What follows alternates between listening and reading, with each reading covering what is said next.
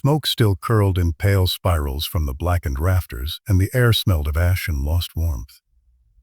I could barely see through the haze, but the sound pierced me before anything else. A tiny, desperate whimper, high-pitched and trembling, carried across the ruined hall. My boots crunched over charred wood as I moved closer, heart hammering in my throat. There, huddled against a scorched pillar, was a white puppy, fur-matted with soot, eyes wide and glassy, reflecting flames long gone. It shook as though the fire had burrowed into its bones, and when it lifted its muzzle toward me, I could hear the faintest rasp of breath, a sound more fragile than hope itself. My fingers itched to touch, to scoop it up, but instinct rooted me in place. The hall held a weight beyond smoke, an old secret pressing against the walls, whispering through the soot, hiding in the silence. And the puppy, small and trembling, seemed to know it. As its eyes met mine, something inside me shifted, a pulse of urgency I couldn't name, pulling me into the story I hadn't yet lived. The smoke hadn't fully left the hall, though the fire was dead, leaving only the memory of heat pressed into the charred beams. Every step I took crunched against the blackened floorboards, a brittle echo in a space that smelled of burnt paper and lost warmth. That's when I heard it, so small, so fragile it almost felt like I imagined it. A whimper, high-pitched and trembling, carried across the ruins. My eyes adjusted to the gray haze, scanning for movement until I saw it. A tiny white shape curled against a scorched pillar, fur-matted and dusted with ash, like powdered sugar on burnt cake. The puppy lifted its head slowly, ears flicking nervously, eyes wide and glossy, reflecting the last stubborn traces of light through the smoke. I froze, not sure if I should move, afraid my shadow would scare it away, afraid it would disappear into the ruin. Its whimpers grew louder, insistent but hesitant, a fragile thread pulling at my chest. My heart thumped so loudly I could almost hear it over the crackling stillness of smoldering wood. I crouched carefully, one hand extended, breathing shallow so the sound of my presence wouldn't startle it. Its little body trembled, legs tucked beneath, tail stiff and thin, and it sniffed the air like it was trying to remember safety. I whispered to it, though it couldn't understand, letting the sound of my voice fill the empty hall. "It's okay, I'm here." The words felt brittle, almost lost in the vast, silent space, but the puppy's ears twitched, and for a heartbeat it didn't move, only stared, wide-eyed, as if deciding whether to trust me.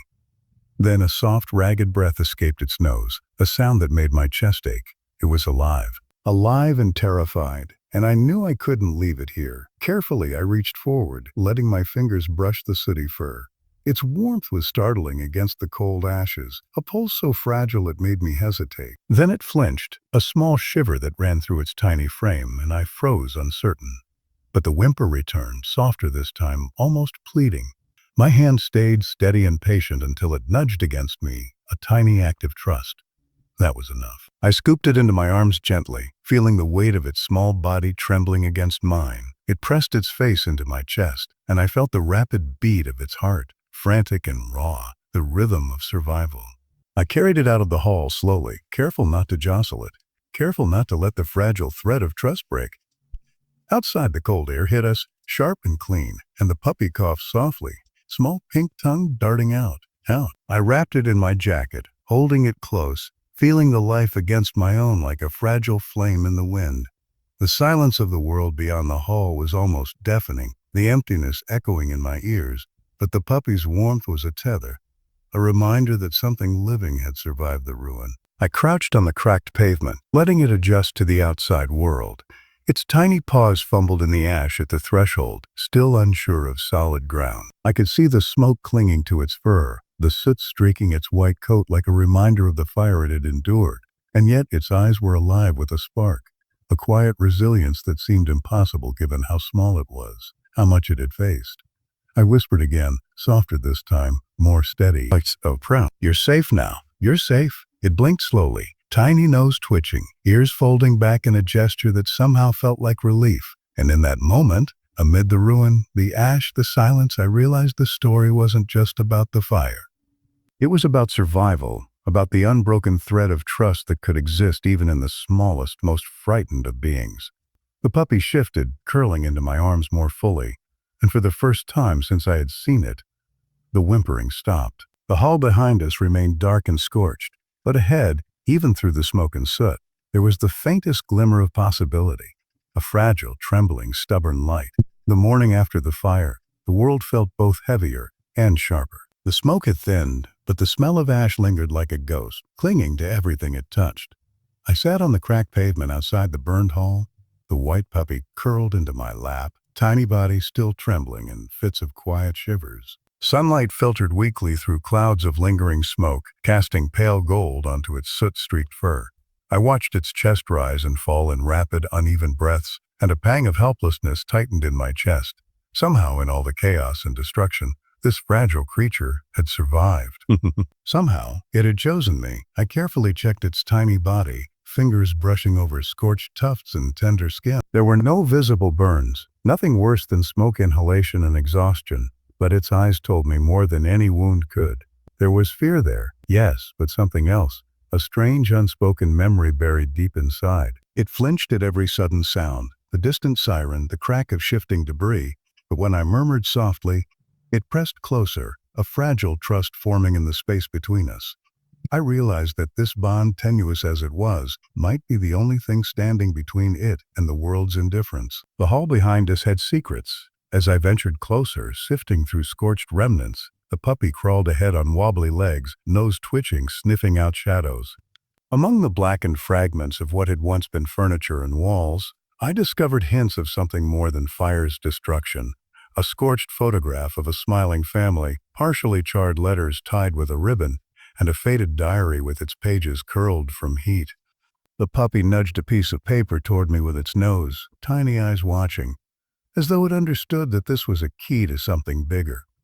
Its little paw pressed against my hand as I bent down to read, and I felt the weight of expectation settle into my chest. Each clue revealed a story tangled in the smoke, a lie buried beneath decades of silence, a life rewritten by absence and fear. I didn't understand it fully yet, but the puppy seemed to sense it. The way it whimpered when I lingered over certain letters, how it pressed against my side when I touched the photograph of a woman who looked both familiar and distant. It was as though this creature carried the memory of the hall itself, a living archive of a truth that had been hidden for 50 years. It leaned against my chest, small but insistent, a heartbeat of life reminding me that even in the aftermath of destruction, something could endure. I set it on a blanket by the window, watching sunlight catch the soot in its fur, creating a halo of resilience around its trembling form. Its eyes, wide and unguarded, followed me as I began sorting through the letters and photographs I had salvaged. Every word I read seemed to echo through the hall, through the puppy, through my own chest. There was a pattern, a secret, a truth waiting to emerge. The puppy whimpered softly and nudged my hand again, tiny nose brushing against my fingers, grounding me. It didn't need to speak. It was a companion and a witness, reminding me that this story was no longer just about the past. It was about survival, about connection, about trust. In the gentle rhythm of its breathing, I realized that the secrets of the burned hall weren't mine alone to bear.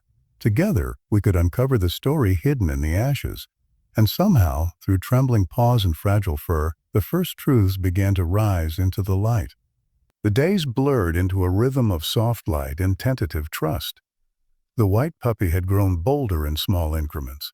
First a wag of its tail when I approached, then a hesitant step toward the sunlight streaming through the living room window. Its fur, once streaked with soot, began to glint with faint white resilience, though the faint smell of smoke clung stubbornly, a lingering echo of the hall. I couldn't help but watch every movement, every tilt of its head, as if it were trying to speak through gestures only I could understand. And in a way, it was. It was during one of these quiet mornings, sunlight brushing the floor in long pale lines, that the first visitor arrived, an older woman with eyes sharp with something I couldn't yet name. She paused at the threshold, her gaze immediately falling on the puppy curled against my knees. For a heartbeat, the room held a charged silence, broken only by the soft, almost imperceptible whimper of the small creature. The puppy lifted its head, ears flicking nervously, and for a moment I thought it would bolt. Instead, it pressed closer, nudging my hand as though sensing the tension, drawing me into the moment. The woman's voice was low, tentative. "I didn't expect him." She faltered, eyes shifting between the puppy and me. The pronoun felt heavy, like a key turning slowly in a long-forgotten lock. The puppy shifted, tiny paws scrabbling against the blanket, a fragile anchor in the charged silence. I could see it now, the way the woman's gaze carried decades of regret, of half-spoken truths. She hesitated, as if the weight of 50 years pressed on her shoulders, and the puppy whimpered softly, almost urging honesty. I met her eyes, the puppy leaning against my arm, and something inside me braced for the first wave of confession. She spoke then, voice trembling, uneven but deliberate. It shouldn't have happened this way, but some truths were buried for a reason. The puppy's ears twitched, as if it understood the gravity in the room. Its tiny nose pressed against my fingers, grounding me, reminding me that I wasn't just uncovering a secret. I was bearing witness to it, alongside this small, brave creature. Pieces fell into place slowly, painfully. The burned hall had been more than a ruin. It had been a vault of lies, a container of choices made in fear and shame. The woman's words spilled, hesitant confessions of love and loss, of mistakes that rippled silently through decades.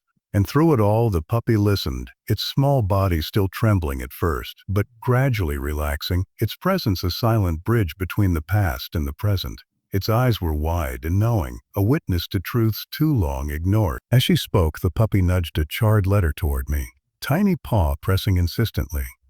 I picked it up, scanning the burnt edges and faded ink, and the words hit like a whisper from another time. Names, dates, promises broken and hidden. Threads of a story that had shaped more lives than anyone had imagined. The puppy whimpered again, soft, urgent, almost as if it were urging me to keep listening, to untangle what had been knotted in shadow for 50 years. By the time the woman left, sun-low and dusted with amber, the room felt different. The puppy stretched, tiny legs trembling, and licked my hand with a wet, determined trust. Its warmth, its fragile heartbeat, reminded me that even in the shadows of confession, there was a thread of hope. It had survived the fire. It had survived the lies. And somehow it had led me to this moment. I wrapped it close, feeling the life in its small chest, and knew that together we would see this story through, no matter how dark the path had been. The weeks after the first confessions were heavy with unease. The puppy had grown steadier in its steps, exploring corners of the apartment it had once feared, nose twitching at every new scent. Its white fur gleamed faintly in the afternoon sun, a stark contrast to the darkness of what we were uncovering. Each morning, I would find it curled in the same spot by the window, head resting on its paws, watching me as if silently urging patience. It was uncanny, the way it sensed the rhythm of our discoveries, the fragile pulse of secrets that had waited 50 years to breathe. One evening, the last streaks of daylight pooling across the floor, I spread out the salvaged letters, photographs, and charred pages on the table. The puppy nosed the edges gently, nudging certain papers, whimpering softly when I hesitated. It was as though it knew the weight of what I was holding. The letters revealed betrayals, stolen opportunities, lies whispered into silence, an intricate web of choices and concealments that had left lives suspended, unresolved. I could feel the weight pressing down on my chest, and the puppy pressed back, tiny body vibrating, small paw resting on my wrist as if lending courage. The unraveling began with a confrontation. A man arrived one evening, his face etched with fatigue, eyes scanning the room like a man searching forgiveness he might never earn. The puppy froze at first, ears tilted back, then bolted from my lap, circling the table with soft, anxious growls. Its instinct to protect, to confront danger even in its smallness, anchored me in the moment. The man spoke haltingly, explanations spilling like jagged stones, and each word unspooled a thread of the 50-year lie. The puppy barked once, sharp warning, then settled back against me, trembling but alert, a living witness to every admission.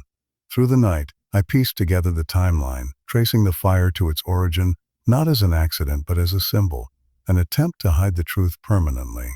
My hands shook, but the puppy's warmth against my chest reminded me that we were both survivors.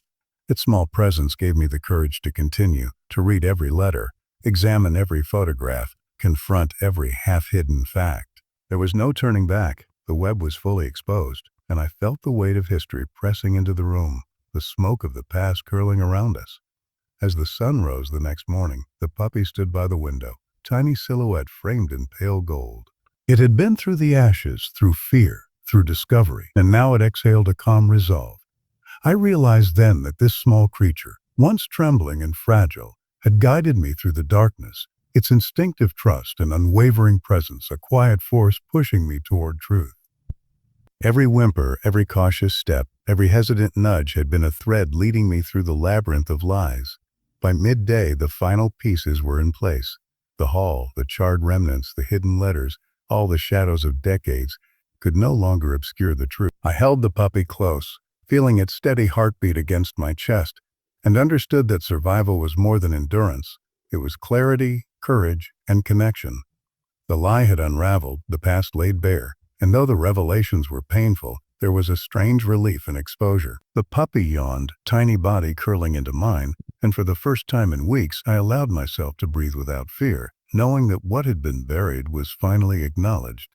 Outside, sunlight glinted off the remnants of smoke, catching on the puppy's fur in a shimmer of white and gold. Its eyes met mine, wide and trusting, and in that gaze I saw not just survival, but the promise of healing for both of us. The unraveling had ended, but a new story was beginning, stitched together from ashes, whispers, and the fragile heartbeat of a small, resilient life that had led me to the truth. The morning air was crisp, almost painfully clear, as if the world itself had exhaled after the weight of decades. The white puppy padded softly across the floorboards, ears twitching at the faintest sound, a bird outside, the distant hum of traffic, the whisper of wind through the window. I watched it for a long moment, marveling at the way something so small could carry the weight of so much history, so much truth. Every tremble, every whimper from weeks ago had led us here, to clarity, to acknowledgement, to light. The burned hall, once a place of silence and ruin, now felt less like a tomb and more like a threshold. I returned there with the puppy tucked into my coat, soft warmth pressed against my chest, and walked through the scorched corridors with careful steps. The walls still bore the marks of fire, but the air was different now, filled with the echo of truth spoken, of confessions laid bare. Sunlight streamed through broken windows, falling on blackened beams, transforming ruin into something sacred, almost hallowed. The puppy padded ahead, nose close to the ground, ears alert, guiding me through what remained with an instinctive certainty I could not name. People arrived quietly, drawn by the unraveling of secrets, by the weight of stories left unspoken for 50 years. Some were hesitant, unsure if confronting the past would bring pain or relief. The puppy, small and unafraid, moved among them, tiny paws on the edges of papers, soft whimpers encouraging honesty. It became impossible to ignore the truth that had hovered like smoke over their lives, woven into every hesitation, every glance, every unspoken word. And yet, the presence of the puppy softened the tension. Its innocence, its unwavering courage in the face of uncertainty, seemed to allow forgiveness to slip into hearts too long hardened by history. As the day passed, the hall transformed. The ash was still there, of course, the memory of destruction etched into every surface. But so was light, streaming golden and warm, touching faces that had been pale with worry, lingering over hands that had trembled with guilt. The puppy rested against my legs, tail curling, ears flicking at the slightest noise, a living anchor in the emotional storm. Every now and then it would lift its tiny head to look at me, eyes wide, full of trust, full of understanding that seemed far beyond its small, fragile form. I realized that in leading me through this journey, it had carried us all toward reconciliation. By evening, the sun hung low, brushing the edges of the hall in amber and rose. The puppy nestled in my arms, eyes half closed, breathing slow and even. The hall, once consumed by smoke and secrecy, now held warmth, the fragile glow of healing. I knelt beside the remaining rubble, letting my hands brush over charred fragments, and thought of the lives the fire had touched, the lies that had shadowed decades, and the quiet, resilient life that had guided me through it all. The puppy shifted, tiny paw pressing against my hand, as if confirming what I had begun to understand. That light could follow even the deepest darkness, that truth could mend what fire had scarred. As I carried the puppy outside one last time, the wind carried a faint scent of smoke, mingling with the crisp tang of fresh air. Its white fur caught the last rays of sunlight, haloed in gold, eyes wide and trusting, reflecting not just the day, but the promise of a new beginning. I paused on the threshold, looking back at the hall, at the memories it held, and felt a gentle weight lift from my chest. The puppy yawned, tiny and content, and nestled against me. I whispered softly, more to myself than to it, we survived. We endured, and now we can finally begin. In that quiet moment, the world felt whole again. The ashes remained, but they no longer defined us. What mattered was the fragile heartbeat in my arms, the resilient trust in its eyes, and the truth we had uncovered together. The white puppy, small, trembling, and so impossibly brave, had led the way through fire, through shadows, through lies, and in its warmth and its unwavering courage, the light had finally found us.